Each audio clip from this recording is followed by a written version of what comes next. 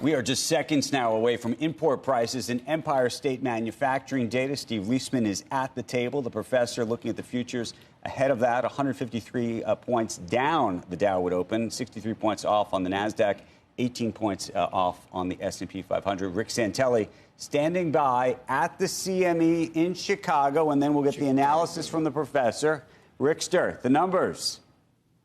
Yes, we're a few seconds away. And, of course, April, this is a real time on Empire. And our last look at minus 20, Andrew, was the weakest since Jan of 24, a little over a year. And here it comes, minus 8.1. That's definitely less than we were expecting in terms of being negative. We're expecting a number closer to minus 14. So minus 8.1 actually is a bit of an improvement from that minus 20. If we look at how that fits in the context of strength, 5.7 was the last positive number. That was January. Now, import prices for the month of March, if we look at the headline number, import price month over month, down 0.1%. We're looking for unchanged. And I do want to point to the trend. The trend the last several months has been for higher prices. If you look at the prior months, January and February, they were both up 0.4. Those were back-to-back, some of the strongest since early 24. So minus 0.1 reverses that. And that's where we,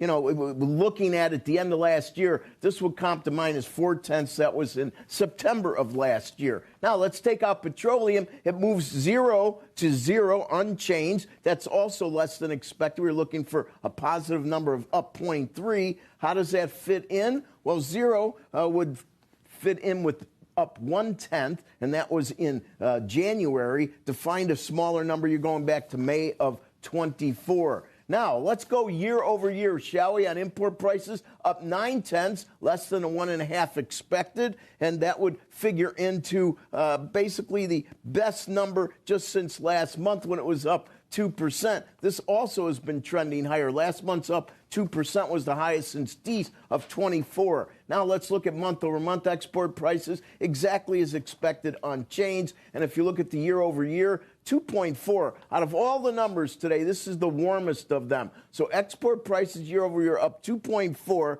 That would equate to 3 solid months over 2%. Jan was 2.7, Feb was 2.1. Now we're up at 2.4. So these are very strong numbers, some of the strongest numbers we've had since the end of 2022. Yields aren't really moving much. I know there's been a lot of talk about how everything is so wild in the bond market. And yes, we've had swings. But as we sit at 437, down 1 basis point, just looking at the yield curve of late, I don't see anything popping out that would make me extremely concerned about volatility or liquidity. Ranges should be expected considering the news of the month.